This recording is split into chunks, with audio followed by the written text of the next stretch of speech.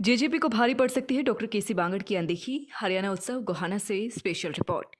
JJP के दिग्गज नेता अनदेखी का शिकार हो रहे हैं। हम बात कर रहे हैं जेजेपी के राष्ट्रीय प्रधान, महासचिव एवं एचपीएससी के पूर्व चेयरमैन डॉक्टर केसी बांगड़ की। डॉक्टर केसी बांगड़ देवीलाल परिवार के प्रति वफादार रहे हैं। उनकी वफादारी को देखते हुए पूर्व सीएम ओपी चौटाला ने डॉक्टर बांगड़ को एचपीएससी का चेयरमैन नियुक्त किया था।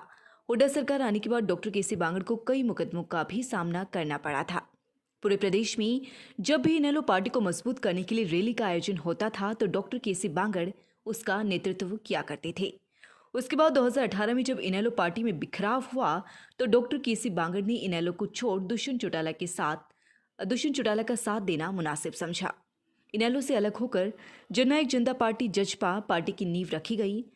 पार्टी को बनाने और पार्टी खड़ी करने में डॉक्टर केसी बांगड़ ने अहम भूमिका निभाई।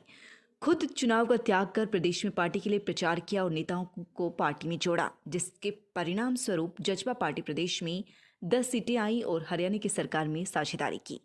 दुष्यंत चौटाला उप मुख्यमंत्री बने और 3 मंत्री जजपा पार्टी के खाते में आए।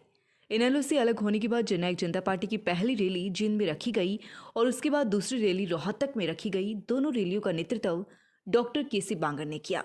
सरकार बनने के बाद पहली रैली इसराना में रखी गई और दूसरी रैली झज्जर में रखी गई। यहीं से शुरू होता है डॉक्टर केसी बांगड़ की अनदेखी का खेल। जेजेपी पार्टी ने भाजपा सरकार के साथ मिलकर अनेक विभागों के चेयरमैन बनाए। यहां भी उनकी अनदेखी हुई। बड़ौदा उपचुनाव में भी उनकी अनदेखी हुई। उपचुनाव में भाजपा के पास कोई भी मजबूत उम्मीदवार नहीं था। ऐसे में भाजपा जेजेपी से उम्मीदवार को चुनाव लड़वाना चाहती थी, लेकिन जेजेपी पार्टी डॉक्टर केसी बांगड़ को उपचुनाव में नहीं उतार पाई। देखने में आया कि पार्टी कार्यक्रमों में डॉक्टर बांगड़ को मान सम्मान नहीं मिल रहा है। यह बात आम जनता में चर्चा का विषय बन गई। डॉक्टर बांगड़ की पार्टी कार्यक्रमों में सक्रियता कम हो गई।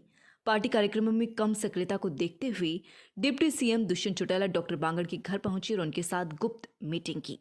उसके बाद कुछ कार्यक्रमों में डिप्टी सीएम दुष्यंत चौटाला के साथ दिखाई दिए। यहाँ यह कहना गलत नहीं होगा कि अगर यूं ही अनदेखी चलती रही तो जेजेपी को इसका बहुत बड़ा खुमियाजा भुगतना पड़ सकता है। सोनीपत रोहतक में डॉक्टर बांगड़ की बहुत ज़्यादा लोकप्रियता है। यहाँ इनेलो के समय के अनेक कार्यकर्ता डॉक्टर केसी बांगड़ के साथ जुड़े हुए हैं, जो जेजेपी पार्टी को जीवित रखने में अहम भूमिका निभा पा रहे हैं। अगर जेजेपी को सोनीपत रोहतक में जीवित रखना है तो डॉक्टर केसी बांगड़ जैसे चेहरों को पूरा मान सम्मान के साथ रखना होगा।